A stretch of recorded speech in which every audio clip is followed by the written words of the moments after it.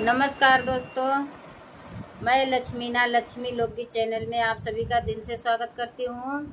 आप सबके बीच में हम लोग मिल के लाना चाहती हूँ देवी पचरा गीत। ये देवी पचरा गीत जाएगा लक्ष्मी लोकगीत चैनल पे, सुजीता यादव ऑफिशियल के चैनल पे जाएगा।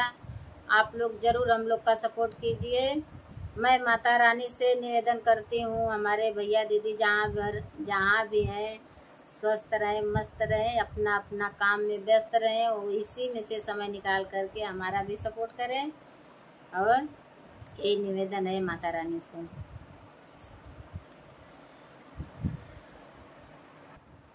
चमके मंदिरवा तोहार हो जगदम्बा भवानी, चमके मंदिरवा तोहार हो जगदम्बा भवानी। लाल मंदिरवा के लाल दरवाजावा, लाल मंदिरवा के लाल दरवाजावा, अरे लाल झंडा लहराई हो जगदम्बा भवानी, लाल झंडा लहराई हो जगदम्बा भवानी। चमके मंदिरवा तोहार हो जगदम्बा भवानी, चमके मंदिरवा तोहार हो जगदम्बा भवानी। लाल लहंगा मई के लाल चुनरिया, लाल लहंगा मई के लाल चुनरिया, लाल मुकुटवा का पार हो जगदम्बा भवानी, लाल मुकुटवा का पार हो जगदम्बा भवानी। चमके मंदिरवा तोहार हो जगदम्बा भवानी, चमके मंदिरवा तोहार हो जगदम्बा भवानी। चमके मंदिरवा तोहार हो जगदम्बा भवानी।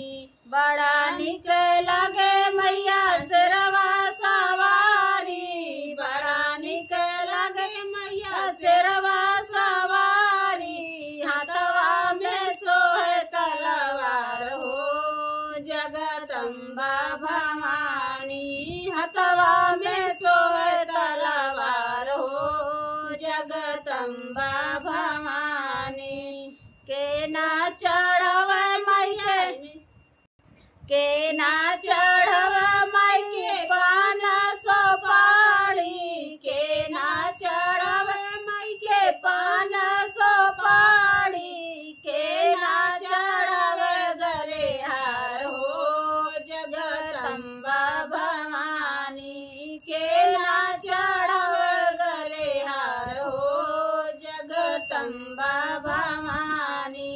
चमके मंदिरवा तोहार हो जगदम्बा भवानी, के ना चढ़वा मई के नरियर चुनरिया, के ना चढ़वे मई के नरियर चुनरिया, के ना लगावेला भोग हो जगदम्बा भवानी, के ना चढ़वे मई के नरियर चुनरिया, सेवका चढ़वे मई के नरियर चुनरिया, लक्ष्मी ना लगावली भोग हो जगदम्बा